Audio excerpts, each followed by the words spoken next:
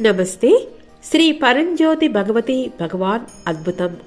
తమిళనాడులోని నాగపట్నంకు చెందిన దేవి శివశారదా గారు భగవద్ధర్మంలో ప్రవేశించిన తరువాత వారి అనుభూతిని ఇలా తెలియచేస్తున్నారు. నేను 2005వ సంవత్సరంలో భగవద్ధర్మంలోకి వచ్చాను. అప్పటి నుండి అన్ని కార్యక్రమాలకు, హోమాలకు క్రమం తప్పకుండా హాజరవుతున్నాను. నిజానికి శ్రీ పరంజ్యోతి భగవతి భగవాన్ కృప నా జీవితాన్ని ఒక అద్భుతంగా మార్చింది. 2014లో జరిగిన ఒక ఆరోగ్య అద్భుతాన్ని మీతో ఇప్పుడు పంచుకోవాలనుకుంటున్నాను.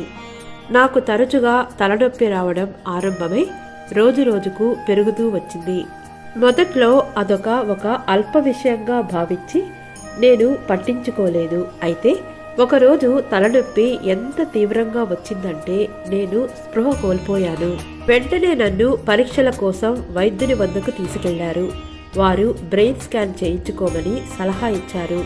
నా మెదడులో రక్తం గడ్డకట్టిందని నిర్ధారించి వెంటనే ఆసుపత్రిలో చేరమని వైద్యులు సలహా ఇచ్చారు. ఆ గడ్డ ఏర్పడడానికి ఖచ్చితమైన కారణాన్ని వారు గుర్తించలేకపోయారు. తదుపరి స్కాన్లలో ఆ గడ్డ పరిమాణం పెరుగుతోందని తేలింది. దానిని తొలగించడానికి అత్యవసర శస్త్రచికిత్స చేయించుకోమని వైద్యులు సలహా ఇచ్చారు. శస్త్రచికిత్స సమయంలో వైద్యులు రక్తం గడ్డ దగ్గర ఒక తిత్తిని కనుగొన్నారు.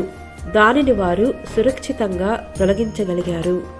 ఈ అత్యంత క్లిష్ట సమయంలో అనుక్షణం శ్రీ పరంజ్యోతి భగవతి భగవాన్ దివ్య ఉనికిని నా చుట్టూ నేను అనుభూతి చెందాను.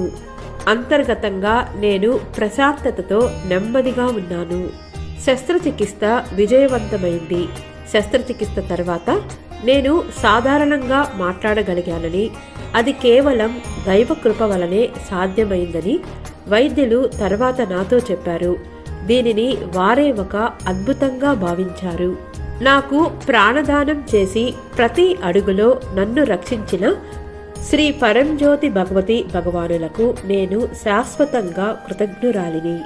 సదా మీ పవిత్ర సేవలో సంపూర్ణ శరణాగత భావనతో నిలిచిపోతాను.